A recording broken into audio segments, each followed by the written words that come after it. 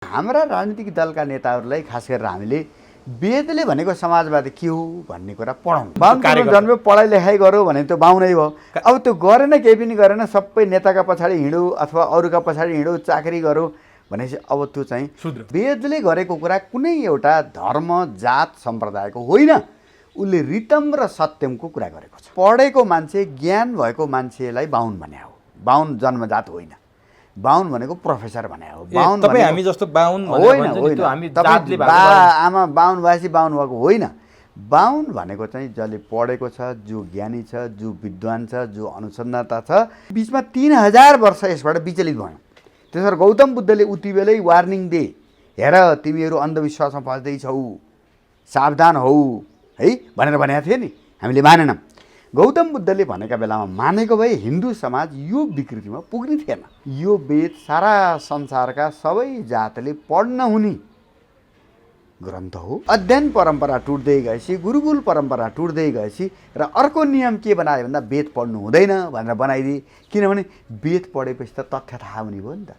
वेदमा त भेदभाव छैन। दलितको शूद्र भनेको अहिलेको दलित होइन। शूद्र भनेको त्यति बेला स्किल नभएको भनेको। जस्तै अहिलेका जस्तै तपाईँको अब विश्वकर्माले त सुन कमाउँछ भने त त्यति बेला त त्यो त विशिष्ट स्किल भएको बाहुन भयो नि त। जातका आधारमा कसैलाई ठुलो पुज्न पर्ने, खुट्टै पुज्न पर्ने, पानी खान पर्ने बनाइयो कि है। वास्तवमा किन पुज्नु पर्ने, किन बाहुनलाई खुट्टा ढोग्नु पर्ने ल भन्नुहोस् है। हो, त्यो मान्यता नै एकदम पूर्वाग्रही छ। वेद भनेको सार्वभौम नियम हो, युनिभर्सल ल हो है। सार्वभौम नियम सबैलाई लाग्छ। सुरुमा शास्त्र पढ, त्यसपछि बिहा गरेर छोराछोरी पाऊ, समाज हेर है, र बाउमा पनि हेर, र उमेर भइसकेपछि अब फेरि तिम्रो छोराछोरी पढेर उमेर भएर उनीहरूको बिहा भइसकेपछि छोराछोरीलाई गृहस्थी देऊ भनेपछि हेर्नुहोस् कति सुन्दर कल्पना गरेको छ। झैझगडै समाजमा हुँदैन। र अहिले आएर तपाईँको फिल्म इन्डस्ट्रीसम्मको आधारभूत सुरुको चाहिँ के भन्दाखेरि कला हेर्दाखेरि त्यो सामवेद हो। रुख बिरुवाका बारेमा, पृथ्वीका बारेमा, वन जङ्गलका बारेमा र रोगका बारेमा अथर्ववेदमा। र अहिलेको खास गरेर आधुनिक विषयहरू सोसियोलोजी, एन्थ्रोपोलोजी, राजनीतिशास्त्र, यिनीहरूको हामीले जरा खोज्ने हो भने, रुट खोज्ने हो भने त्यो अथर्ववेद। अथर्ववेद मूलवेद हो। अथर्ववेदकै तपाईँको औषधीय विषयमा अझै त्यहाँ चर्चा पुगेन भनेर त्यसको उपवेदका रूपमा आयुर्वेदको विकास भएको। दर्शकवृन्द नमस्कार, चुरो कुरोमा तपाईँलाई हार्दिक स्वागत छ। हामी आज चुरो कुरोमा विश्वकै प्राचीन ग्रन्थ वेदमा केन्द्रित भएर संवाद गर्दैछौँ। वेद, वैदिक साहित्य के हो, आजको मानव सभ्यतासँग अथवा आजको मान्छेको जीवनयापनसँग, आजको मान्छेको दिनचर्यासँग वैदिक साहित्य र वेदको सम्बन्ध कस्तो छ, र वेद र वैदिक साहित्यसँग मान्छेको जीवन कसरी जोडिएको हुन्छ, विज्ञानसँग वैदिक साहित्य वेद कसरी जोडिएको हुन्छ, वेद के हो, वेद के का लागि, वेद किन पढ्ने, र वेदको 4 वेदको रहस्य के छ, यो जीवनसँग, जीवन पद्धतिसँग कसरी जोडिएको छ भन्ने कुरामा केन्द्रित भएर संवाद गर्नेछौँ। र आजको चुरो कुरोमा अङ्ग्रेजी साहित्यमा, पाश्चात्य अङ्ग्रेजी साहित्य भनौँ र पाश्चात्य ज्ञान भनौँ, त्यसमा पनि अत्याधिक अध्ययन गर्नुभएका, विद्यावारिधि गर्नुभएका, त्रिभुवन विश्वविद्यालयमा अङ्ग्रेजी विभागका पूर्व प्रमुख एवं वैदिक तथा पूर्वीय ज्ञान र पूर्वीय सभ्यता, पूर्वीय दर्शनमा पनि उत्तिकै दखल राख्नुहुने प्राध्यापक डाक्टर कृष्णचन्द्र शर्मासँग वेद वैदिक साहित्यमा केन्द्रित भएर संवाद गर्नेछौँ। सबभन्दा पहिले म चुरो कुरोमा पूर्वीय दर्शनका ज्ञाता, अङ्ग्रेजी विभागका पूर्व प्रमुख प्राध्यापक डाक्टर कृष्णचन्द्र शर्मालाई चुरो कुरोमा स्वागत गर्छु। डाक्टर साहब, तपाईँलाई चुरो कुरोमा हार्दिक स्वागत छ। हजुरलाई पनि र हजुरको मिडियालाई नमन छ। डाक्टर साहबसँग यसअघि पनि मैले पटक पटक वेदमा केन्द्रित भएर संवाद गरेको छु। डाक्टर साहब, आज पनि म वेदमै केन्द्रित भएर संवाद गर्छु। सबभन्दा पहिला वेद के हो यहाँबाट सुरु गरेर अहिलेको हाम्रो समसामयिक राजनीति, समसामयिक जीवन, हामीले व्यतीत गरिरहेको हाम्रो दिनचर्यासँग वेद कसरी जोडिएको छ र विज्ञानसँग कसरी जोडिएको छ त्यो पनि जान्दैछु। सबभन्दा पहिला वेद के हो र 4 वेदको रहस्य के छ डाक्टर साहब, मैले यहाँबाट सुरु गरेँ। हस्, नमन छ। यो वेदको शब्द अर्थ ज्ञान हो।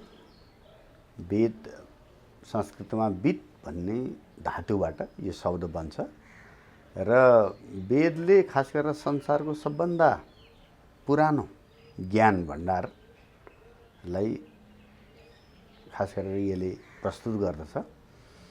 र वेद पहिला चाहिँ एउटै थियो भनिन्छ र त्यो वेदलाई 4 भागमा बाँडेको हुनाले वेद व्यास, व्यासको अर्थ बाँड्नु हो कि।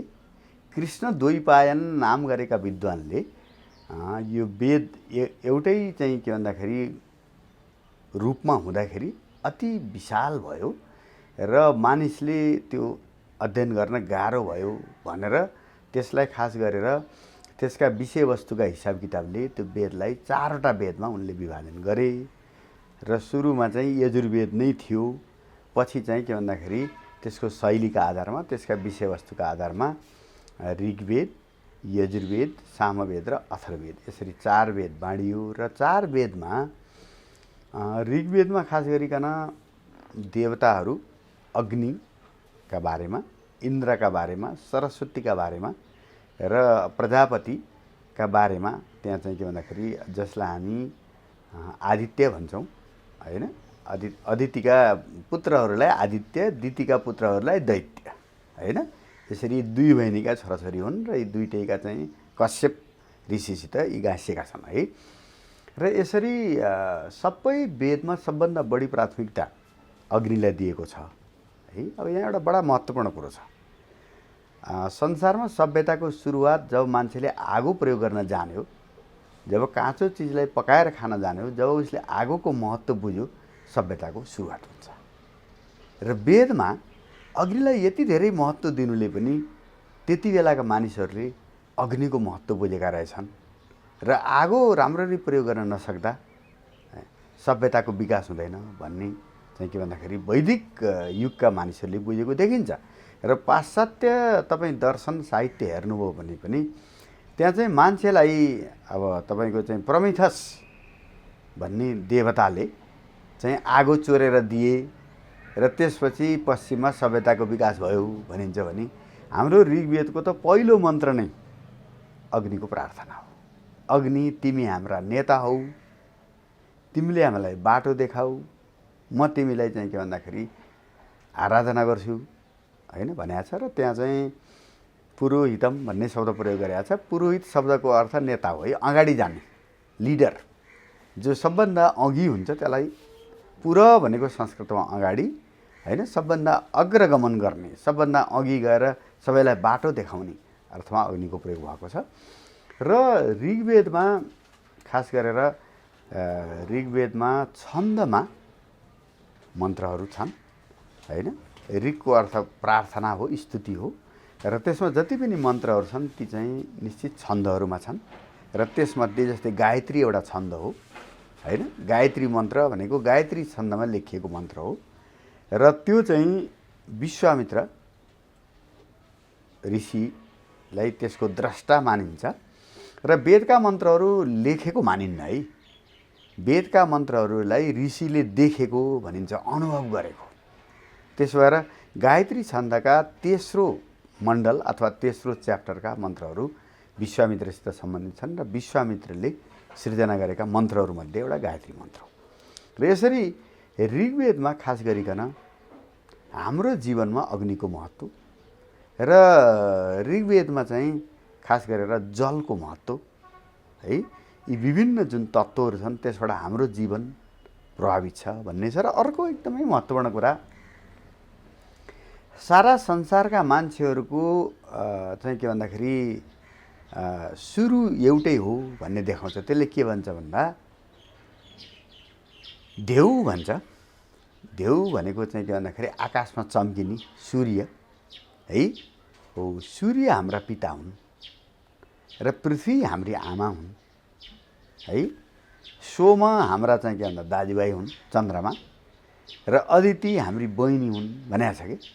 र यसरी चाहिँ सारा सृष्टिमा भएका जति पनि चाहिँ के भन्दाखेरि प्राणीहरू छन् ती सबै प्राणीका पिता ढेउ, माता पृथ्वी है।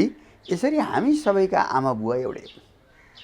त्यसो भएको हुनाले संसारभरिको सृष्टिमा भेदभाव छैन, सबै सृष्टिका आमा बाबु एउटै हुन्। हामी यसरी धरती आकाशसित जोडिएका छौँ भन्ने ऋग्वेदको मान्यता छ हेर्नुहोस्। र यसरी ऋग्वेदमा विशाल मानवताको कल्पना छ र ऋग्वेदले अहिले जस्तो हाम्रो यो जात छुवाछुत भेदभाव छ नि त्यस्तो त कल्पना पनि गर्दैन। र ऋग्वेदको तपाईँ अन्तिम भाग हेर्नुभयो भने यसमा 10वटा च्याप्टर छन्, त्यसलाई मण्डल भनेको छ। र 10औं च्याप्टरको अन्तिम भागमा जुन 191 सूक्त हो त्यसमा के भनेको छ भने हामी सबैले सँगै खाऊँ, सँगै बसौँ, सँगै सरसल्लाह गरौँ, हाम्रा मन सधैँ मिलुन्। समाजवाद त्यहाँ छ एकदम हेर्नुहोस् है। सहना भवतु भनेको छ हामी सबै सँगै सुरक्षित बनाऊँ, सहनौ भुनक्तु हामी सँगै खाऊँ, सहवीर्यम करवावहे एकदमै चाहिँ महत्त्वपूर्ण काम सँगै गरौँ हैन हो। र हाम्रा बिचमा कहिल्यै चाहिँ के भन्दाखेरि ईर्ष्या द्वेष नआओस्। ल हेर्नुहोस् महाविद्विषा भई भनेछ हामीमा कहिल्यै पनि रिस राग नआओस् भने यसरी समग्र मान्छेलाई मिलेर बस, कम्युनिटीमा बस, समाजमा बस, व्यक्तिवादलाई धेरै महत्त्व देऊ, महत्त्व नदेऊ। हेर्नुहोस् है यसरी समुदायको भावना जसलाई हामी अहिले समाजवाद भन्छौँ, सामुदायिकता भन्छौँ, त्यो त ऋग्वेदको अन्तिम जुन चाहिँ मन्त्रहरू हुन् है, त्यो अन्तिम सूक्तका मन्त्रहरूले हामीलाई चाहिँ सामाजिक बन्ने प्रेरणा दिएको छ नि त है। र त्यसै गरी अब यजुर्वेदको पहिलो मन्त्रमै हामीले के भनेका छौँ भने हामीलाई अन्न दिनुहोस्, इखेत्वा भनेको छ। किनभने जीवन त अन्न नभई चल्दैन। ऊर्जेत्वा भनेको छ हामीलाई ऊर्जा दिनुहोस्। ल हेर्नुहोस् पहिलो ऋग्वेदमा अब अग्निबाट सुरु गर्यो, बिचमा सूर्यको महत्त्व आयो र अग्नि र सूर्य त दुइटै तपाईँका चाहिँ ऊर्जाका स्रोत हुन् नि त। र अब त्यही कुरालाई अब यजुर्वेदमा के गर्यो भन्दा हामीलाई अन्न दिनुहोस्, हामीलाई अन्न प्राप्त होस्, ऊर्जा प्राप्त होस् र हामीलाई गति इखेत्वा इहेतुर्जेत्वा वायवस्था भनेको छ। वायवस्था भने गति, हामीलाई गति दिनुहोस्, हाम्रा पशुहरू सुरक्षित रहन् र अनमिवा भनेको छ त्यहाँ हामीलाई रोग नलागोस्। अयक्ष्मा पनि भनेको छ, त्यति बेला टिबी रोग लाग्दो रहेछ। हामीलाई चाहिँ यक्ष्मा भनेको टिबी हो, नेपालीमा नि यक्ष्मा भन्छ नि हो, अयक्ष्मा भनेको छ। अरू पनि रोग नलागुन्, हामीलाई चाहिँ टिबी रोग नलागोस् भनेको छ। र हाम्रा कुना कुनामा लुकेका ए राक्षसहरूलाई, प्रेतहरूलाई, कुनामा लुकेका प्रेतहरूलाई अग्निले नष्ट गरून् र चारैतिरका चाहिँ के भन्दा राक्षस र प्रेतहरूलाई सूर्यले नष्ट गरून् भने जस्तो हेर्नुहोस्। अहिले हामीले चाहिँ के भन्दाखेरि सनलाइट कोठामा पस्यो भने होइन कोठा स्वस्थ हुन्छ भन्छौँ नि, र अग्निले कीटाणु मार्छ भन्ने कुरा गरेर हेर्नुहोस्। र त्यसबाट राक्षस भन्ने शब्दको अर्थ, प्रेत भन्ने शब्दको अर्थ वेदमा धेरै जसो कीटाणुलाई प्रयोग गरेको छ। जलमा भएका कीटाणु सूर्यले मार्छ भनेको छ है। त्यसबाट वेदमा अग्निको धेरै ठुलो महत्त्व छ। र हवन गर्ने परम्परा वैदिक यज्ञ हो हवन। त्यो हवनको मुख्य कारण के हो भने त्यसमा जडीबुटीहरू जस्तै तपाईँको चाहिँ तितेपाती होइन, अब यी जडीबुटीहरू चाहिँ प्रयोग गरेर हवन गर्दा गाईको घिउ होइन हवन गर्दा त्यसले जुन धुवाँ तपाईँको आकाशमा फैलिन्छ त्यसबाट वरिपरिका वातावरणका कीटाणुहरू मर्छन् र वातावरणमा चाहिँ एकदमै शुद्ध अक्सिजन त्यो हवनका माध्यमले कीटाणुको नाश र शुद्ध अक्सिजन आउँछ भन्ने यो अत्यन्त वैज्ञानिक र वेदले प्रतिपादन गरेको जुन हवन यज्ञको कुरो छ अत्यन्त वैज्ञानिक छ। त्यसो भएर त्यो खास गरिकन अन्धविश्वासको कुरा होइन। त्यसो भएर वेदमा तपाईँको 30औं अध्यायमा खास गरी यजुर्वेदको 30औं अध्यायमा 5 देखि 22 मन्त्रका बिचमा धेरै पेसाहरूको कुरो छ त्यहाँ है। जस्तै कपडा सिलाउने, जुत्ता सिलाउने, कृषि गर्ने है, विभिन्न धातुका काम गर्ने, फलाम सुन चाँदीका काम गर्ने है, विभिन्न चाहिँ के भन्दाखेरि फुलका डिजाइनहरू बनाउने है, ती 100 भन्दा बढी पेसाको कुरा गरेको छ। तर त्यहाँ पेसाको आधारमा कसैलाई ठुलो सानो भनेको छैन। हेर्नुहोस् है।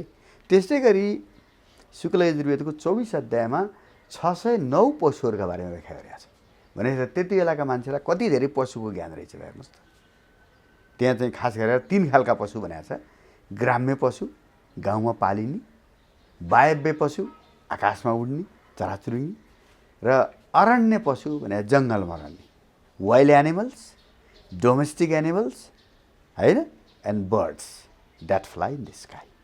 हो, यसरी शुक्ल यजुर्वेदको 24 अध्यायले त्यति बेलै गाउँमा पालिने पशुहरू है, अब तपाईँको चाहिँ के भन्दाखेरि भेडा, बाख्रा, गाई, घोडा है, हात्ती, ऊँटका कुरा गरेका छ भने अब जङ्गलमा प्राप्त हुने विभिन्न खालका पशुहरूको कुरा गरेका छ भनेपछि त्यति बेलाका मान्छेहरूलाई कति राम्रो अब तपाईँको ज्ञान रहेछ त है। भने अब सामवेदमा त सङ्गीतको कुरा हो र अहिले जुन चाहिँ सङ्गीतको सारेगम पदनिसा जुन स्वर आएका छन् त्यही सामवेदका विभिन्न अध्यायबाट निकालेका पहिला अक्षर हुन्। र अहिले जति पनि जुन क्लासिकल म्युजिक डेभलपमेन्ट भयो, तपाईँले जस्तै चाहिँ साहित्य सङ्गीत भनेर जसलाई भन्नुहुन्छ, हाम्रो विश्वविद्यालयमा जुन पढाइ हुन्छ त्यसको आधारभूत ग्रन्थ चाहिँ सामवेद हो। र त्यसलाई पछि अलि व्याख्यात्मक रूपमा गन्धर्व वेदमा खास गरेर डान्सका बारेमा, सिङ्गिङका बारेमा बढी व्याख्या भयो र त्यसै आधारमा पछि गएर नाटकको विकास भयो। भरत मुनिले नाट्यशास्त्रको विकास गरे र अहिले आएर तपाईँको फिल्म इन्डस्ट्रीसम्मको आधारभूत सुरुको चाहिँ के भन्दाखेरि कला हेर्दाखेरि त्यो सामवेदमा पाइन्छ। चाहे गाउने कला होस्, नाच्ने कला होस्, अभिनयको कला होस् है, त्यो पाइन्छ। भने रुख बिरुवाका बारेमा, पृथ्वीका बारेमा, वन जङ्गलका बारेमा र रोगका बारेमा अथर्ववेदमा। र अहिलेको खास गरेर आधुनिक विषयहरू सोसियोलोजी, एन्थ्रोपोलोजी, राजनीतिशास्त्र, यिनीहरूको हामीले जरा खोज्ने हो भने, रुट खोज्ने हो भने त्यो अथर्ववेदमा पाइन्छ। अथर्ववेदमा सबभन्दा बढी विभिन्न रुखहरूको बारेमा र तिनीहरूमा पाइने औषधीय गुण, जस्तो आयुर्वेद, र त्यसैको उपवेद हो आयुर्वेद। अथर्ववेद मूल वेद हो।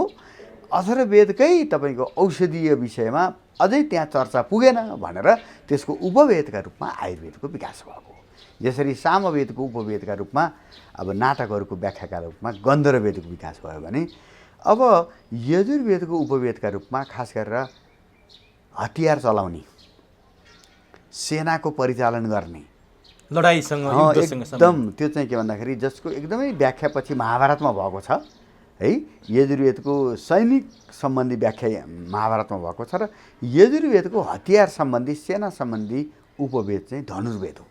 भने ऋग्वेदमा खास गरेर इन्जिनियरिङ, आर्किटेक्चर र इकोनोमीको बारेमा कुरा छ र त्यो पछि ऋग्वेदको उपवेदका रूपमा स्थापत्यवेद र अर्थवेद है। पछि अब कौटिल्यले, शुक्राचार्यले इकोनोमिक्स, अहिले मोडर्न इकोनोमिक्सको कुरा गर्दा, मोडर्न म्यानेजमेन्टको कुरा गर्दा त्यसको रुट चाहिँ हामीले तपाईँको चाहिँ केही ऋग्वेदमा पाउँछौँ र मोडर्न पोलिटिकल साइन्सको, मोडर्न सोसियोलोजीको कुरा चाहिँ हामीले अथर्ववेदमा पाउँछौँ। र यसरी 4 वेदमा अहिलेका विश्वविद्यालयमा पढायो भने लगभग सबै विषयहरू है विश्वभरका लागि हो यो एकदम आधारभूत। हेर्नुहोस् अहिले जति बढी व्याख्या भएको छ त्यो व्याख्या त त्यहाँ छैन, त्यहाँ सूत्र छन् है। र म्याथमेटिक्सको पनि जुन न्युमेरिकल्स छ, अङ्कगणित छ, त्यो अङ्कगणित स्पष्ट रूपमा हामीले चाहिँ यजुर्वेदमा तपाईँको चाहिँ अड नम्बर, इभन नम्बर 1 3 5 9 7 9 भने जस्तै 2 4 6 8 10 भने जस्तै त्यो मन्त्रै छन् है। 1 3 5 सप्तम नवम एकादश त्रयोदश पञ्चदश सप्तदश, यसरी चाहिँ यो अड नम्बर 1 3 5 7 यसरी छ है। त्यसै गरी चाहिँ इभन नम्बरका पनि मन्त्र छन्। यसरी म्याथमेटिक्सको कुरा पनि जो पछि गएर खास गरिकन ज्योतिषले विकास गर्यो। ज्योतिषको पनि खास गरेर सिद्धान्त ग्रन्थहरूले होइन, सूर्य मार्तण्ड र चन्द्र मार्तण्ड भनेका विशुद्ध अङ्कगणितीय ग्रन्थहरू हुन् है। र यसरी वेदले अहिले जति पनि हाम्रा विश्वविद्यालयहरूमा अनुसन्धान गरिने विषयवस्तु छन् त्यसको सुरुको रूप, सूत्रात्मक रूप हामीले त्यहाँ पाउँछौँ। र त्यसलाई पछिका चाहिँ अरू वेदाङ्गमा गएर त्यसको अलि बढी व्याख्या भएको छ। जस्तै छन्दशास्त्रले छन्दको बारेमा व्याख्या गर्यो, ज्योतिषले अब यो म्याथमेटिक्सको बारेमा व्याख्या गर्यो भने व्याकरणले होइन, निरुक्तले चाहिँ के भन्दा कसरी शब्द बनाउने, कसरी वाक्यहरू शुद्ध लेख्ने भन्ने व्याख्या गरौँ भने कल्पले वेदका मन्त्रहरू कहाँ प्रयोग गर्ने, कहिले प्रयोग गर्ने भन्ने गर्यो। शिक्षा भन्ने चाहिँ वेदको अङ्गले फेरि वेदका मन्त्रहरूको उच्चारण, किनभने वेदहरूको 3 खालको महत्त्व छ। एउटा उच्चारणको महत्त्व छ, ठिक ढङ्गले ठिक शब्द बोलिनुपर्छ, सही उच्चारण हुनु एकदम। र त्यसका लागि शास्त्र विकास भएको छ र त्यो शास्त्र भनेको शिक्षाशास्त्र हो। शिक्षाशास्त्र भनेको चाहिँ वैदिक भाषामा चाहिँ फोनेटिक्स, फोनोलोजी र अर्थोग्राफी हो। त्यो शब्द ठ्याक्कै कसरी बोल्ने, कसरी उच्चारण गर्ने, ह्रस्व दीर्घ भन्छ नि, छिटो बोल्ने होइन, ढिलो बोल्ने, छिटो र ढिलो मिलाएर बोल्ने, त्यो चाहिँ जुन सिद्धान्त हो त्यसलाई चाहिँ वेदको शिक्षा अङ्ग भन्छ। र चारै वेदका अलग अलग उच्चारणका पद्धति छन्। त्यसै गरी वेदका मन्त्रहरू कहिले प्रयोग गर्ने, कुन समयमा कुन मन्त्र प्रयोग गर्ने भन्ने कल्प भन्ने शास्त्रहरूमा त्यो चाहिँ फेरि 2 खालका शास्त्रहरू छन्। एउटा वैदिक कल्पशास्त्र छ, अर्को चाहिँ के भन्दाखेरि अब गृहस्थीका लागि पछि चाहिँ के भन्दाखेरि होइन गार्हस्थ कल्पसूत्रहरू पनि छन्, जसमा अहिले जति पनि तपाईँको यो चाहिँ संस्कारहरू गरिन्छ, व्रतबन्ध गर्ने, विवाह गर्ने, सोह्र संस्कार, यो मृत्यु संस्कार गर्ने, यो सबै चाहिँ कल्पग्रन्थहरूमा पछि गएर चाहिँ गार्हस्थ कल्पग्रन्थहरूमा विकास गरेको छ। र केही तपाईँको चाहिँ स्रोत र कल्पमा पनि श्रुति भनेको वेदको अर्को नाम श्रुति हो, किनभने त्यो नलेखेको र गुरुले शिष्यलाई पढाउँदै गएको हुनाले त्यसलाई श्रुति भनिया हो, सुन्दै गएको परम्परा होइन। र यसरी वेदले कसरी उच्चारण गर्ने, कहिले कुन मन्त्र कहाँ प्रयोग गर्ने र त्यो शब्द कसरी बन्छ भन्ने व्याकरण आयो। र त्यो चाहिँ कहाँबाट आएको भन्ने निरुक्त होइन, यास्क भन्ने ऋषिले निरुक्तको विकास गरे। र यसरी वेद अत्यन्त व्यवस्थित ढङ्गबाट वेदशास्त्र राखिएको हुनाले वेदशास्त्रमा कसैले केही थप्न पाएन। हेर्नुहोस्, उनीहरूले त्यति बेलै कति शब्द कुन वेदमा छन्, कुन चाहिँ अक्षर दीर्घ छ, कुन अक्षर चाहिँ ह्रस्व छ भन्नेसम्म लेखिदिएको हुनाले कुनै पण्डितले त्यसलाई घटाउन र बढाउन पाएन। र अब यो चाहिँ रोग पछि पुराणहरूमा के हो भन्नुहुन्छ भने पुराणहरूमा आफ्नो आफ्नो स्वार्थका हिसाबले बेला बेलामा कुराहरू थपिँदै गए। त्यसले गर्दा पुराणमा अहिले भर्खरै भएका चाहिँ जातिपाती, छुवाछुत, अन्धविश्वास, यी बोक्सीका कुरा पनि समेत तपाईँले पुराणहरूमा पाउनुहुन्छ। त्यसो पुराणलाई अत्यन्त सुन्दर साहित्यका रूपमा, त्यसो भए वेदलाई एउटा संविधान, एकदम पुराणहरूलाई ऐन नियम कानुन एकदम हो नै। खास गरेर वेदमा सूत्रात्मक कुरा भएको हुनाले त्यसका व्याख्याका लागि नै रामायण महाभारत लेखिएका हुन्।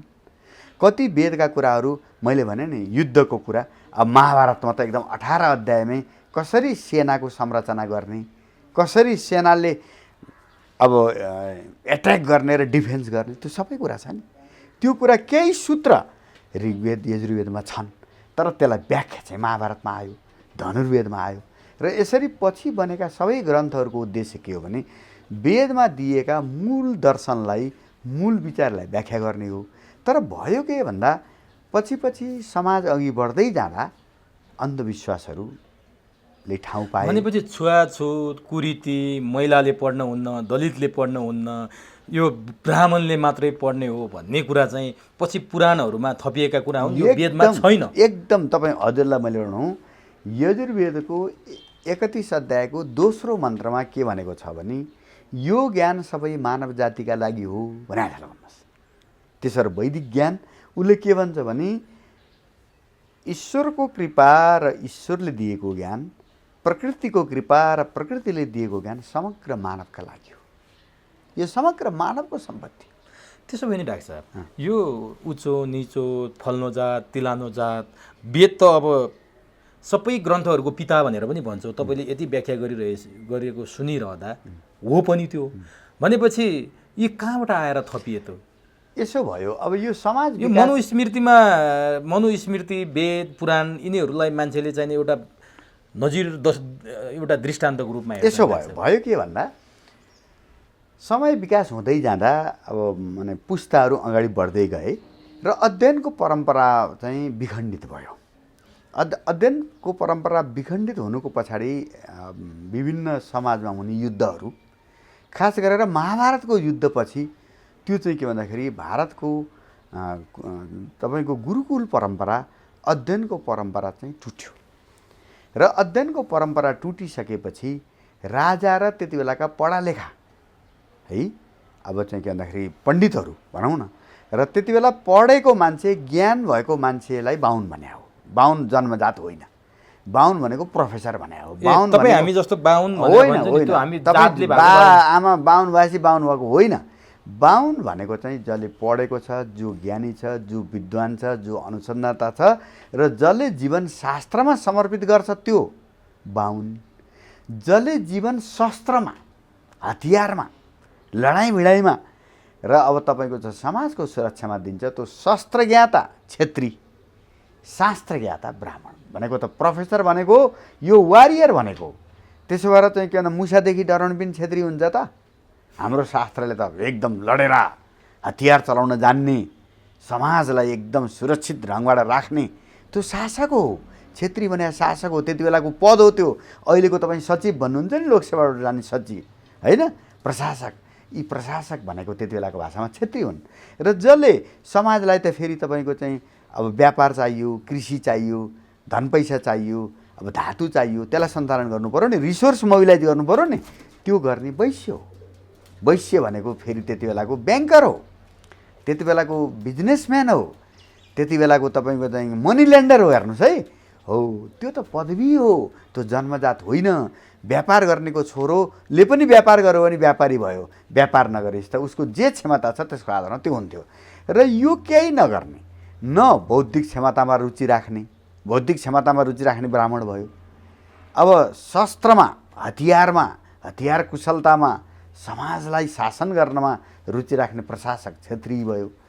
अब इकोनोमिक एक्टिभिटिजमा, ब्याङ्किङमा, मनीमा, एग्रिकल्चरमा, बिजनेसमा, टाढा टाढाको व्यापारमा रुचि राख्ने, पशुपालनमा रुचि राख्ने वैश्य भयो।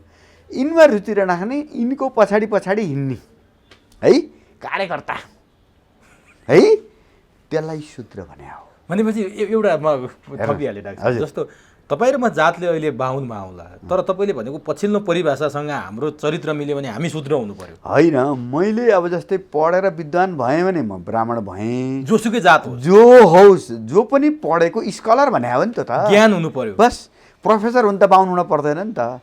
प्रोफेसर त कामी दमाई तपाईँको चाहिँ के भन्दाखेरि लिम्बू, राई, मगर, गुरुङ, तपाईँको चाहिँ थारू सबै पढेर क्राइटेरिया पार गरेपछि त प्रोफेसर रिडर हुन्छ नि त। हो बाहुन भनेको थियो। अघि तपाईँले पछिल्लो परिभाषा दिनुभएको थियो नि, त्यो कार्यकर्ता एकदम। यदि बाहुन कुलमा जन्मियो, कुलको कुरा गर्दैछु, कुलमा जन्मियो र त्यो चरित्र निभायो भने त्यो शूद्र भयो होइन। बाहुन कुलमा जन्मेर अब चाहिँ पसल खोले जस्तो त चाहिँ वैश्य भयो नि। बाहुन कुलमा जन्मेर तपाईँ आर्मी पुलिसमा भर्ती भयो, लोकसेवा पास गरेर गए त क्षेत्री भयो नि त। अनि त्यो पछिल्लो परिभाषा थियो नि, बाहुन कुलमा जन्म्यो, पढाइ लेखाइ गर्यो भने त्यो बाहुनै भयो। अब त्यो गरेन, केही पनि गरेन, सबै नेताका पछाडि हिँड्यो अथवा अरूका पछाडि हिँड्यो, चाकरी गर्यो भनेपछि अब त्यो चाहिँ शूद्र, कुनै पनि क्षमता नभएको भन्ने। त्यस भएर त्यो दलित र शूद्रको सम्बन्ध छैन। पहिलो कुरो, वेदमा दलित भन्ने शब्द नै छैन। दलित भन्ने शब्द त भारतमा खास गरेर हामी पीडित भयौँ भन्ने अर्थमा तपाईँको सप्रेस्ड भन्ने इङ्ग्लिस वर्डको चाहिँ त्यो अम्बेडकरले सुरु सप्रेस्ड भन्ने इङ्ग्लिस वर्डको अनुवाद चाहिँ दलित हो नि त। त्यस भएर दलितको शूद्र भनेको अहिलेको दलित होइन। शूद्र भनेको त्यति बेला स्किल नभएको भनेको।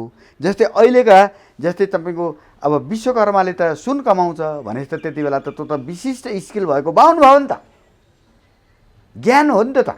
सुनको गहना बनाउने त सिप हो, ज्ञान हो। ल भन्नुहोस्, फलामको चाहिँ भाँडा बनाउने त ज्ञान हो, सिप हो, विज्ञान हो नि त। लुगा बनाउने एकदम विज्ञान हो नि। सिप भएका यी त बाहुनभित्रका पनि विशिष्ट विज्ञान भएका, विज्ञान भनेको व्यवहारिक ज्ञान हो नि, प्र्याक्टिकल नलेज हो नि। हो प्र्याक्टिकल नलेज भएका बाहुनहरू नि न। त्यसो भएको हुनाले सम्पूर्ण दलितहरू अहिले जसलाई हामीले दलित भनेका छौँ, वैदिक भाषामा यी सबै बाहुन हुन्। र त्यो दलित मध्ये नि फेरि दलितको छोराले कुनै चाहिँ अब अस्त्र शस्त्रमा चाहिँ रुचि राखो, हतियार बनाउने, हतियार चलाउन रुचि राखेको त क्षेत्री भयो नि त। व्यापार गर्न रुचि राख्यो, हो वैश्य भयो नि त। सुनको व्यापार गरे जस्तो त वैश्य हो। कहाँबाट बिग्रियो त डाक्टर साहब? त्यो महाभारतको युद्धपछि जब अध्ययनको परम्परा टुट्यो, अध्ययनको परम्परा टुटिसकेपछि अब त्यति बेलाका प्रशासकहरूले, अब त्यति बेलाका विद्वानहरूलाई आफ्नो शासन लम्ब्याउनका लागि जन्मजातको आधारमा वर्ण व्यवस्था जुन चाहिँ परिवर्तित थियो, वर्ण व्यवस्थालाई अब जन्मजात बनाइदिए। त्यसरी जाति भनेको त जन्मका आधारमा हो नि। जुन विद्वताका आधारमा ब्राह्मण हुन्थ्यो त्यो अब जन्मका आधारमा भयो। जुन शस्त्र चलाउने आधारमा क्षेत्री हुन्थ्यो त्यो अब जन्मका आधारमा भयो है। यसरी चाहिँ जुन चाहिँ आर्थिक ज्ञानका आधारमा वैश्य हुन्थ्यो यी सबैलाई अब जन्मजात बनाइयो। त्यसपछि त्यो सिपवाला वर्गलाई पनि अब सुरुमा यिनीहरूले खास गरेर युद्धमा हारेर ल्याएका मान्छेहरूलाई यिनीहरूले वास्तवमा आफ्ना नोकर बनाए। त्यति बेला त्यस्तो चलन थियो है। जुन पनि मुलुकमा युद्ध हुँदाखेरि दुईटा जातहरूमा दुईटा ग्रुपहरूमा युद्ध हुँदाखेरि त्यति बेला कम्युनिटी हुन्थ्यो कि है, जात होइन काबिला हुन्थ्यो नि त, समुदाय हुन्थ्यो नि। हो त्यो समुदायका बिचमा युद्ध हुँदा हराइसकेपछि तिनका महिलाहरूलाई शोषण गर्ने र तिनका पुरुषहरूलाई दास बनाउने चलन हुन्थ्यो है। पछि के भयो भन्दाखेरि अब प्रशासक र विद्वानहरूका मनमा कालो आयो। यिनीहरूले नयाँ शास्त्र चाहिँ आफ्नो रुचिअनुसार लेखे र तिनी शास्त्रहरू धेरै त्यस्ता स्मृति ग्रन्थहरू आए। मनुस्मृति मात्रै होइन, धेरै स्मृति ग्रन्थहरू आए, धेरै आए। जानेर गएर अब जातका आधारमा है महिलाले पढ्नु हुँदैन, शूद्रले पढ्नु हुँदैन। अब शूद्र कसलाई मानियो त भन्दाखेरि ती हराएर ल्याइएका, बाँधेर ल्याइएका दास बनाइयो। हो, त्यसलाई दास बनाइयो। ती दासहरूलाई शूद्र बन्न सुरु गरियो। शूद्र बन्न सुरु गरिसकेपछि तिनीहरूलाई अधिकारबाट वञ्चित गरियो है। र यसरी चाहिँ अब जातिमा पनि तिनीहरूलाई के गरियो त भन्दा पानी नचल्ने जात बनाइयो होइन। र यसरी चाहिँ अध्ययन परम्परा टुट्दै गएपछि, गुरुकुल परम्परा टुट्दै गएपछि र अर्को नियम के बनायो भन्दा वेद पढ्नु हुँदैन भनेर बनाइदिए। किनभने वेद पढेपछि त तथ्य थाहा हुने भयो नि त। वेदमा त भेदभाव छैन। जसरी राणा शासनको बेला स्कुल खोलिए, एकदम हेर्नुहोस् है, कति बाठा भएर उनीहरूले के भने पहिलो नियम भने वेद त कसैले पढ्नै हुँदैन, त्यो त बाहुनले मात्रै, त्यो पनि जनै लाएपछि पढ्ने। त्यो भनेपछि के भयो त भन्दा बाहुन त अहिले त सबभन्दा तपाईँ नेपालकै सीमा हेर्नुभयो भने केही पढेका प्रतिशत बाहुन बाहेक अरू बाहुनहरू त सबभन्दा बढी तपाईँको मलेसिया जाने, भारतको दिल्ली बम्बईमा भाँडा माझ्ने, तपाईँको चाहिँ अरब जाने, ती बाहुनहरूको त बिजोग अवस्था छ नि त। ती कोही पढेका छैनन् नि। अब त्यस्ता बाहुनले वेद पढ्ने अधिकार दिएपछि उसले के गर्ने भयो त? उही मान्छे मर्या बेला गएर पढ्ने न भयो वेद त। वेदलाई अब यसरी जहाँ यस्तो मानवको सम्पत्ति निहित छ त्यसलाई के भन्ने हो? यो त अरूले पढ्नै हुँदैन, यो त पहेँलो कपडाले बाँधेर राख्ने हो, यो अरूले त आइमाईले छुन नि हुन्न है, छोइयो भने ढोग्नुपर्छ। अब चाहिँ कामी दमैले त पढ्दाखेरि सुन्यो भने कानमा पारो पगालेर हालिदिनुपर्छ भने मार भने होइन। र यसरी हेर्नुहोस्, महाभारतको युद्धपछि विभिन्न खालका समुदायका बिचमा हुने युद्धहरूले अध्ययनको परम्परा टुट्यो र यी चाहिँ के भन्दाखेरि वर्णहरू जातिमा परिणत भए र जन्मजातको आधारमा बाहुन क्षेत्री वैश्य शूद्र भए। जो विशिष्ट सिप भएका बाहुनहरू हुन् ती विशिष्ट सिप भएका बाहुनहरूलाई झन् बढी चाहिँ के भन्दाखेरि उसमा राखियो। ती त नभई भएन, कामी त नभई भएन, लोहार त नभई भएन। अब किनभने कृषि गर्नका लागि औजार बनाउनु पर्थ्यो। ती वास्तवमा चाहिँ के भन्दाखेरि विशिष्ट ज्ञान भएका बाहुनहरू हुन्। तिनीहरूलाई के गरियो भने तिमीहरूले अब हामीले भनेअनुसार गर भने त बिचरा आरानमा बसेर फलाम कुर्दा कुर्दै उसको कपडा कालो हुने भयो, उसले नुहाउन नपाउने भयो, ऊ त मैलो हुने भयो, उसलाई अलि टाढा जानेर त्यो चाहिँ खरानी उडेर अरूलाई चाहिँ के भन्दा लाग्दैन, त्यस्तो ठाउँमा बस्ती बसाल्न सुरु गरियो। र यसरी बस्ती पनि किनारामा, समय छैन नुहाउन धुवाउनलाई, उत्पादन नहुने ठाउँमा राखियो। जसले गर्दा यी दलितहरूका सिपहरू मात्रै प्रयोग गरियो, हाम्रा लागि प्रयोग भयो। कपडा सिलाउन हुने, ल हेर्नुहोस्, अब मूर्ति उसले तामाको बनाइदिने, पितलको बनाइदिने, मन्दिरभित्र राख्ने, त्यसपछि त्यसभित्र जान नपाउने। ल हेर्नुहोस् त, यस्तो कुरा जब यी युद्धहरू भए, काबिलाहरू बाँडिए, काबिलाहरू बाँडिएपछि यी चाहिँ के भन्दाखेरि पढालेखा मान्छेहरूले आफूलाई बाहुन भन्न थाले। अब राज गर्नेहरूले छेत्री ठकुरी भन्न थाले र तिनीहरूको षड्यन्त्रमा यी पछिका शास्त्रहरू, यी ग्रन्थहरू निर्मित भए जसले हाम्रो चाहिँ के भन्दाखेरि कुत्सित मनलाई, हाम्रो चाहिँ के भन्दाखेरि कुत्सित मन, हाम्रो जुन चाहिँ अन्धविश्वासका रूपमा आयो ती अन्धविश्वासका रूपमा त्यसलाई स्थापित गर्यो। र यसरी अहिले अब हामीले यदि नेपाली समाज, हिन्दू समाजलाई पुनर्स्थापित गर्ने हो भने, हाम्रो कलङ्कलाई हटाउने हो भने सबै ठाउँमा वैदिक ग्रन्थलाई अर्थसहित, मान्छे मर्दा पढ्नेको केही अर्थ छैन, जसरी तपाईँले म्याथमेटिक्स सबैले पढ्छन्, इन्जिनियरिङ सबैले पढ्छन्, इकोनोमिक्स सबैले पढ्छन् नि, यो वेद सारा संसारका सबै जातले पढ्न हुने ग्रन्थ हो। जसरी म्याथमेटिक्स मुसलमानले पनि पढ्छ, हिन्दूले पनि पढ्छ, बुद्धिस्टले पनि पढ्छ, क्रिस्चियनले पनि पढ्छ, इन्जिनियरिङ, मेडिसिन, इकोनोमिक्स सबैले पढ्छन्, साहित्य सबैले पढ्छन् भने यो वैदिक पनि वैदिक साहित्य हो, वैदिक विज्ञान हो, वैदिक दर्शन हो। यो सबैले पढ्न हुन्छ। हामीले मानव समाज सुधार्ने हो भने, हिन्दूले आफूलाई सही ढङ्गमा ल्याउने हो भने त्यो गर्न जरुरी छ। अन्यथा हामीले दलितप्रति गरेको अन्यायलाई हामीले सुधार्न सक्दैनौँ। यसको ठुलो मूल्य चुकाउनु पर्ने पनि हुनसक्छ। होइन, उहाँहरू क्रिस्चियन हुनुहुन्छ, बुद्धिस्ट हुनुहुन्छ भने त वेलकम गर्नुपर्छ। किनभने तपाईँले सम्मान दिन नसक्ने, तपाईँले मानवका रूपमा स्वीकार गर्न नसक्ने, तपाईँका घरको कुकुर चाहिँ भित्र जान मिल्ने, बिरालो जान मिल्ने, गाई भैँसी छुन हुने, तपाईँले चाहिँ के एउटा मान्छेलाई छुन नहुने। र त्यही कुरा हामीलाई छोराछोरी, हाम्रो समाजलाई अहिले पनि गाउँठाउँमा त यो भेदभाव छ नि त। त्यसो भए नि डाक्टर साहब, यो पूर्वीय सभ्यतामा तपाईँ त्यत्तिकै दखल राख्नुहुन्छ, यो पाश्चात्यमा पनि तपाईँको त्यस्तै छ।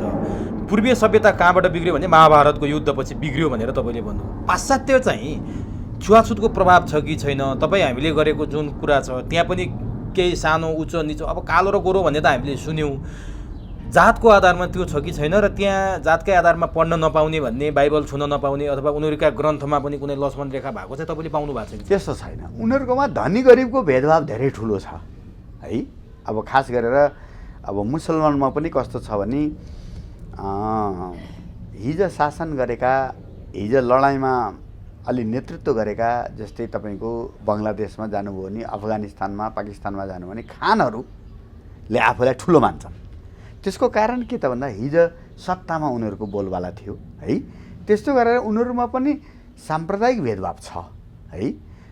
त खास गरेर तपाईँको चाहिँ आर्थिक आधारमा है, आर्थिक आधारमा छ। र उनीहरूको पनि हिजो काम गरेका आधारमा कुलीन वर्गहरू निर्माण भएका छन् है। तर जातीय भेदभाव छैन। जस्तै तपाईँको मस्जिदमा शुक्रबार नमाज पढिसकेपछि मुसलमानको त एउटै प्लेटबाट राजादेखि भिखारीले त्यही प्लेटबाट खाने हो नि।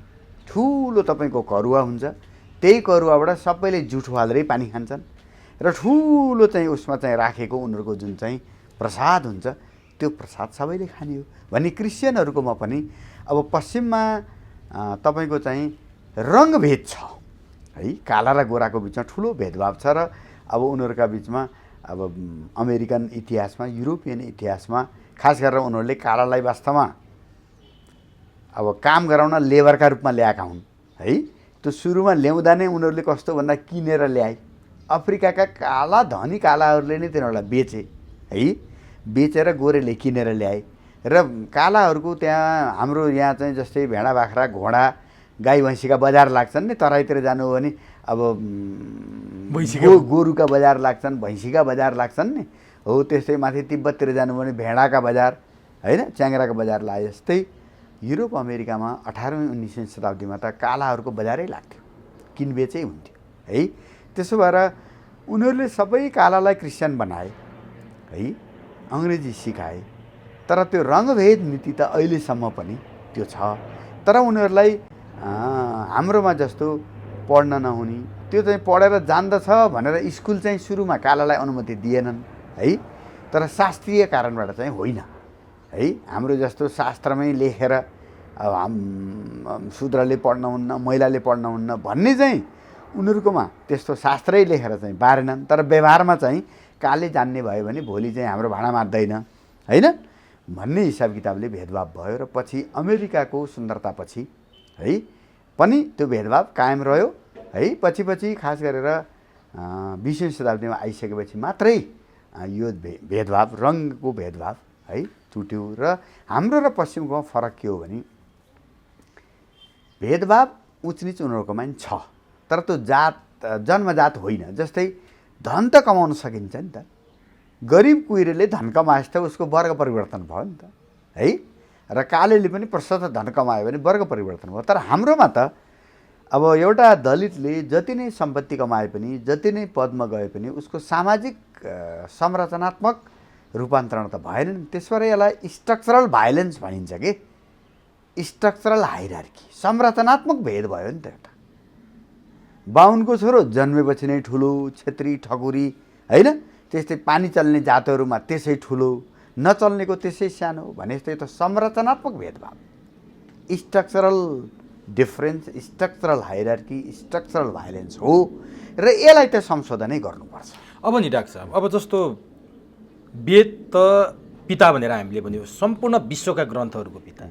यो वेद र बाइबलको काहीँ कुनै सम्बन्ध, कुनै केही नेक्सस, कनेक्सन केही पाइन्छ डाक्टर साहब? छ, किन भन्दाखेरि संसारका जति पनि भूभागहरूमा प्राचीन ग्रन्थहरू निर्माण भए त्यसको पछाडि संसारमा कल्याणको भावना नै हो है।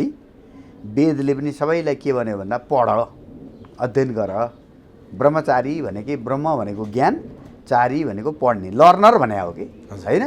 विद्यार्थी भनेको चाहिँ विद्या भनेकै ब्रह्म हो, वेद हो है। त्यसो भएर वेदले त चाहिँ के भन्दाखेरि 25 वर्षको उमेरलाई ब्रह्मचारी भन्यो। ब्रह्मचारी भने स्टुडेन्ट भने हो, लर्नर भने हो है। त्यसपछि मात्रै गृहस्थी भन। चाइल्ड म्यारिज नगर है, केटीले पनि केटाले पनि चाइल्ड म्यारिज नगर। शरीर बलियो भइसकेपछि 25 वर्षपछि बिहा गरेर गृहस्थी जमाऊ। फेरि 60 वर्षपछि यो फेरि गृहस्थी समातेर नबस, सामाजिक जीवन बिताऊ, वानप्रस्थी भन होइन, सोसल वर्क गर। अब छोरा बुहारीको चाहिँ रडाकोमा नपर, हजुरबा हजुरआमा भइसकेपछि तिमी चाहिँ अब आफ्नो सोसल वर्कमा जाऊ, गुरुकुलमा जाऊ, पढाएर बस। र 75 वर्ष काटिसकेपछि अब यो टेन्सन पनि छोडिदेऊ। अब मस्तीले हिँड, तीर्थयात्रा गर, जहाँ जान मन लाग्छ जाऊ, घरमा 2-4 दिन बस, आश्रममा 2-4 दिन बस, तीर्थमा 2-4 दिन बस, जहाँ मन लाग्छ जाऊ। र अब पैसा सँगाल्ने, सम्पत्ति सँगाल्ने, छोरा नातिलाई जम्मा गरिदिने काम नगर।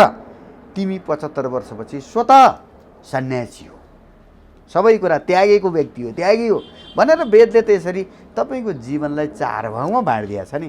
र पश्चिममा पनि उनीहरूको ज्ञान परम्परा छ है, उनीहरूको आफ्नो पद्धति छ। त्यस भएर संसारका सबै प्राचीन ग्रन्थहरूको मानव कल्याणका सन्दर्भमा अन्तर सम्बन्ध छ। अब नि डाक्टर साहब, अब वेदले मान्छेको जीवन पद्धतिलाई एउटा चाहिँ नि बाँधेको जस्तो देखियो क्या। सुरु तपाईँले 4 भाग भन्नुभयो कि त्यो सबै कुरा फलो गर्न सकिन्छ। जस्तै अलिअलि राजनीति मान्छे पनि भावनाले धेरै राजनीति कुरा मैले डाक्टर साहबलाई सोधिनँ। कम्युनिस्ट हुनलाई कम्युनिस्ट आचरण हुनुपर्छ, कम्युनिस्ट आचरण भएका नेता नेपालमा छैनन्, सकिए भनेर भन्छन् नि। त्यस्तै यो वेदले बाँधेको कुराहरू, जस्तो तपाईँले अघि भन्नुभयो 60 वर्षपछि घरमा नबस, छोरा बुहारीको रडाकोमा नपर, 25 वर्षभन्दा अगाडि बिहे नगर भनेर जुन जुन भनेको छ, यो सबै कुरा फलो गर्न सकिन्छ डाक्टर साहब? त्यसलाई सबैलाई अङ्गीकार गरेर हिँड्न सक्ने अवस्था छ? वेद पनि अलिकति विरोधाभास जस्तो त देखियो छैन? के यस्तो छ, ती वेदका पनि धेरै व्याख्याहरू, भाष्यहरू भएका छन् र अब यसो व्यवहारमा केही कुरा तलमाथि त भइहाल्छ नि। तर उसले कल्पना कसरी गर्यो भन्दा तपाईँ पहिला कुरा तपाईँलाई शास्त्रको ज्ञान हुनुपर्छ। अहिलेसम्मको ज्ञान परम्परा के हो भन्ने कुरा त तपाईँले अध्ययन नगरी जान्नुहुन्न नि। त्यसरी पहिलो व्यक्तिलाई समृद्ध बनाउनका लागि अध्ययन चाहिन्छ, गुरुकुलमा जानुपर्छ। र हाम्रो त पहिला चाहिँ डे स्कलर हुन्थेन नि, घरबाट पढ्न जान पाइन्थेन नि, गुरुकै आश्रममा गएर पढ्ने हो नि। त्यसो भएर गुरुकुलमै गएर गुरुको परिवारमा बसेर गुरुकोसितै सँगै काम गरेर जीवनबाट सिक्ने हो। र गुरुले केवल शास्त्र मात्र पढाउँथेनन्, उनले जीवन पढाउँथे, खेती गर्न सिकाउँथे, गाई पाल्न सिकाउँथे र चाहिँ के भन्दा परिवार चलाउन सिकाउँथे। र यसरी गुरुबाट उसले साथीहरूसित सँगै बसेर सामाजिक जीवन हुन्थ्यो, किनभने धेरै साथीहरूसित सँगै बसिन्थ्यो। विभिन्न गाउँका मान्छेहरू आएको हुनाले अब इन्टरडिसिप्लिनरी विभिन्न गाउँबाट आएका विभिन्न परिवारमा हुर्केका मान्छेहरूसित सँगै बस्दाखेरि आपसमा मित्रता हुन्थ्यो, भोलि जीवनका लागि साथीहरूको निर्माण हुन्थ्यो। र यसरी चाहिँ सुरुमा शास्त्र पढ, त्यसपछि बिहा गरेर छोराछोरी पाऊ, समाज हेर है, र बाउमा पनि हेर। र उमेर भइसकेपछि अब फेरि तिम्रा छोराछोरी पढेर उमेर भएर उनीहरूको बिहा भइसकेपछि छोराछोरीलाई गृहस्थी देऊ भनेपछि कति सुन्दर कल्पना गरेका छ। झैझगडै समाजमा हुँदैन। त्यसो भए त्यो वेदमा भएका कुरालाई अहिले तपाईँ हामीले जुन जीवनयापन गरिरहेछौँ यो जीवन पद्धतिसँग कसरी जोड्न सकेका छौँ कि छैनौँ? हामीले कहाँनिर हामी चाहिँ त्यो लिगबाट वञ्चित भएको छौँ, यो कसरी जोड्ने? होइन, यसो त मैले भने नि, जब विभिन्न खालका समुदायका बिचमा युद्धहरू सुरु भइसकेपछि गुरुकुल परम्परा टुट्यो, अध्ययन परम्परा टुट्यो, अन्धविश्वास र यी अब मनगढन्ते शास्त्रहरूका निर्माण भए। जसमा चाहिँ के भन्दाखेरि एकदमै जातका आधारमा कसैलाई ठुलो पुज्न पर्ने, खुट्टै पुज्न पर्ने, पानी खान पर्ने बनाइयो कि है। वास्तवमा किन पुज्नु पर्ने, किन बाहुनलाई खुट्टा ढोग्नु पर्ने, ल भन्नुहोस् है। हो त्यो मान्यता नै एकदम पूर्वाग्रही छ है। कसैलाई चाहिँ देख्ने बित्तिकै अब स्वस्ति गर्न पर्ने ठकुरीलाई देख्ने बित्तिकै किन है। हो बाहुनले चाहिँ छेत्री ठकुरीलाई स्वस्ति गर्ने, अरूले सबैले बाहुनका खुट्टा ढोग्नु पर्ने भन्ने यो मान्यता वेदमा कहीँ पनि छैन है। र अब वेदले आदर्श समाजको कल्पना गरेका छ, जस्तै पश्चिममा प्लेटोले आदर्श समाजको कल्पना गरेका छन् भने त्यो हामी बिचमा 3000 वर्ष यसबाट विचलित भयौँ। त्यसरी गौतम बुद्धले उति बेलै वार्निङ दिए, हेर तिमीहरू अन्धविश्वासमा फस्दैछौ, सावधान हौ है भनेर भनेका थिए नि, हामीले मानेनौँ। गौतम बुद्धले भनेका बेलामा मानेको भए हिन्दू समाज यो विकृतिमा पुग्ने थिएन है। त्यसो भएको हुनाले वेदले आदर्श सिकाएको छ। समय सापेक्षताका हिसाब किताबले त निश्चित रूपमा जे भनौँ त्यही त हुँदैन, तर त्यसले भने बमोजिम हामीले सबैलाई पढाउने, सबैलाई चाहिँ के भन्दा निश्चित समयमा गृहस्थी जीवन गराउने र सबैलाई चाहिँ सामाजिक सेवामा, शिक्षा दीक्षाको परम्परामा सोसल वर्क गर्ने परिपाटी बसाल्ने हो भने र लास्टमा लोभ नराखेको है जीवनमा हामी जाने हो भने त हाम्रो समाज स्वर्ग हुँदैन र। त्यही भएर नेताहरूले अहिले समाजवादको यात्राका कुरा गर्नुहुन्छ नि, समाजवादको यात्रामा जाउँ। अब राजनीति कहाँ जोडिन्छ वेदसँग डाक्टर साहब? र अहिले राजनीतिमा जुन किसिमको, नेपालमा मात्रै होइन विश्वभर नै जुन किसिमको विकृति देखिएको छ, यो वेदले कहाँनिर जोड्छ? र नेताहरूले समाजवादको यात्रा भन्नुभएको छ, तपाईँले त्यहाँ कति मिठो कुरा गर्नुभयो अघि, त्यस्तो हुने नै झै झगडा हुँदैन भने साँच्चीकै समाजवादको यात्रामा जाने त्यो वेद कसरी त्यो हामीले जोड्न सक्छौँ? यसो छ, उहाँहरूले बुझेको समाजवाद नारा हो है। वेदले बुझेको समाजवाद होइन, वेदले भनेको समाजवाद होइन। उहाँहरूलाई मलाई के लाग्छ भन्दा नेपालको समग्र शिक्षा क्षेत्रमा 10 वर्ष कमसेकम अब हामीले वेदलाई पाठ्यक्रम बनाएर अर्थसहित, किनभने यसमा सबै संस्कृतका ग्रन्थहरू अङ्ग्रेजीमा, फ्रेन्चमा, जर्मनमा, हिन्दीमा सबै उल्था भएका छन्। त्यसबाट भाषिक समस्या छैन अहिले है। यसमा धेरै व्याख्या पनि भएको छ, यसमा धेरै टीका टिप्पणी पनि उपलब्ध छन्। त्यसो भएर हाम्रा राजनीतिक दलका नेताहरूलाई खास गरेर हामीले वेदले भनेको समाजवाद के हो भन्ने कुरा पढाउनुपर्छ र उहाँहरू पढ्न तयार हुनुभयो भने र हामीले त्यसरी उहाँहरूलाई सुशिक्षित गर्न सकियो भने निश्चित रूपमा राजनीतिक पार्टीहरू समाजमा सेवा गर्ने मनसायबाटै आएका हुन् होइन। अब कता विचलित भए, अब व्यक्तिगत कारणहरूले गर्दा उनीहरूले सोचेको उद्देश्य लक्ष्यमा पुग्न सकेनन्, त्यो आफ्नो ठाउँमा छ। तर राजनीतिक दलहरू त सङ्गठित शक्ति त हो नि त। त्यो सङ्गठित शक्तिले नचाहँदासम्म समाजसेवा त हुँदैन हो। त्यसबाट त्यो सङ्गठित शक्तिलाई हामीले वैदिक ज्ञान दिन सक्यौँ भने र सङ्गठित शक्तिले पनि वेदको महत्त्व बुझ्यो भने समाजवादको यात्रा सम्भव छ। भोलिका दिनमा नेपाली समाज यो रूढिबुढीबाट, यो छुवाछुतबाट र यो दलितप्रतिको अन्यायबाट हामी उठ्न सक्छौँ र हाम्रो समाजलाई मानव समाज बनाउन सक्छौँ। त्यसबाट हामीले यो यात्रामा सहकार्य जरुरी छ भन्ने मलाई लाग्छ र यसरी वेदले हामी सबैलाई निर्देशित गर्छ र हामी त्यसका लागि तयार हुन्छौँ। अन्तिम प्रश्न सोध्छु डाक्टर साहब, यो वेदलाई विज्ञानसँग कसरी जोड्ने? जस्तो विज्ञानले यत्रो विकास चमत्कार गरेको छ, सबै कुरा विज्ञानले चाह्यो भने जे पनि गर्न सक्छ। चन्द्रमामा गयो, मङ्गलमा गयो, अन्तरिक्षको यात्रा गर्यो। यो वेद र विज्ञानलाई चाहिँ जोड्न कसरी सकिन्छ? यिनीहरूको सम्बन्ध के छ डाक्टर साहब? अहिले नासाले संस्कृत पढिराखेका छन्, नासाका वैज्ञानिकहरूले है। हजुर। र उनीहरूले सुपर कम्प्युटरको भाषा संस्कृत मात्रै हुनसक्छ, किन भन्दा त्यो संस्कृत जसरी लेखे पनि एउटै अर्थ लाग्छ है। त्यसमा चाहिँ नाउन पहिला राखेर भरो पछि राख्यो भने, भरो पहिला राखेर नाउन राखे पनि यसरी। अर्को वेदले मैले भने वेद भनेको सार्वभौम नियम हो, युनिभर्सल ल हो है। सार्वभौम नियम सबैलाई लाग्छ, प्रकृतिको नियम त सबैलाई लाग्छ नि। जस्तै प्रकृतिमा गर्मी, जाडो, वर्षा यो सबै त एउटा त्यो चाहिँ तपाईँको प्राकृतिक नियमले चल्छ नि। त्यसलाई वेदको भाषामा रितम भन्छ। रितम भनेको सार्वभौम नियम, युनिभर्सल ल। त्यसरी वेदले गरेको कुरा कुनै एउटा धर्म, जात, सम्प्रदायको होइन, उसले रितम र सत्यमको कुरा गरेको छ। सार्वभौम नियमका आधारमा, प्रकृतिका आधारमा हामी चलौँ, प्रकृतिसित अन्तर सम्बन्ध कायम गरौँ, प्रकृतिलाई माता मानौँ, सूर्य र अन्तरिक्षलाई पिता मानौँ र यसरी अन्तरिक्ष आकाश र धरतीको अन्तर सम्बन्ध स्वच्छताका आधारमा कतै फोहोरो नपारेर, पृथ्वीलाई नरोवाएर, पृथ्वीको चित्त नदुखाएर, प्रकृतिलाई माया गरेर, पूजा गरेर, आफ्नी आमा बहिनी दाजु सम्झेर हामीले नदीहरूलाई, हिमाललाई, जङ्गललाई हामीले सम्मान गरौँ र त्यसका साथसाथ हामीलाई चाहिने मात्रै लिउँ, नचाहिने कुराको संरक्षण नगरौँ। रुख बिरुवालाई पनि नगरौँ, पिपललाई संरक्षण गरौँ, तुलसीलाई संरक्षण गरौँ, हिमाललाई सम्मान गरौँ र नदीनाला सफा पारौँ। यसरी चाहिँ जलका स्रोतहरू शुद्ध पारौँ। वेदको चाहिँ लक्ष्य यही हो र यसअनुसार समग्र मानव जाति, मुसलमान भए पनि, क्रिस्चियन भए पनि, हिन्दू बुद्धिस्ट जो भए पनि यो वेदको नियम सार्वभौम नियम हो, विज्ञानको नियम हो। त्यसरी विज्ञान र वेद ट्याक्कै मिल्छ, कतै पनि वेदकै जगमा टेकेर विज्ञानको विकासमा हो। अब यसो सिद्धान्त फर्मुला फरक भयो होला नि, तर दुइटै प्रकृतिका नियममा आधारित छ। हस् डाक्टर साहब, समय दिनुभयो, अत्यन्त महत्त्वपूर्ण विषयमा जानकारी गराइदिनु भयो, आम दर्शकलाई सुसूचित पारिदिनु भयो, यसका लागि हार्दिक धन्यवाद। म पनि आभार व्यक्त गर्छु, किनभने यो ज्ञान हामीले जति सक्दो बाँड्न सक्यौँ भने, सेयर गर्न सक्यौँ भने अन्धविश्वास, कुप्रथा, दलितप्रतिको भेदभावलाई हामीले चिर्न सक्छौँ र सयौँ वर्षदेखि, हजारौँ वर्षदेखिको जुन कुप्रथा हो त्यसलाई हामीले सुधार्ने र हिन्दूहरूलाई साँच्चीकै मान्छे भन्ने अवसर हामीले वेदको अध्ययनमा प्रेरित गर्न सक्यौँ भने सम्भव छ। त्यसो भएर पनि मलाई जुन यो अवसर दिनुभयो यसका लागि आभार व्यक्त